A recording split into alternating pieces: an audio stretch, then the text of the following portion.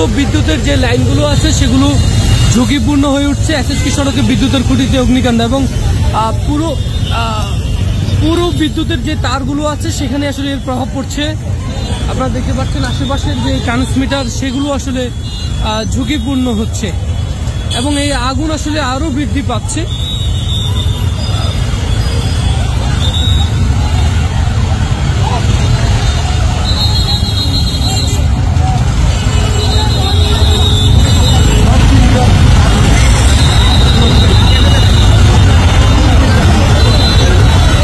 এবং আশেপাশের যে সকল ভবনগুলো রয়েছে, বিদ্যুতের খুঁটিগুলো রয়েছে, সেখানেও কিন্তু শর্ট সার্কিট হতে আমরা দেখছি। ইতিমধ্যেই আশেপাশের মার্কেটগুলো থেকে অগ্নি নির্বাপনের চেষ্টা করা হচ্ছে, কিন্তু সেটি আসলে কোনোভাবেই নিয়ন্ত্রণ করা যাচ্ছে না।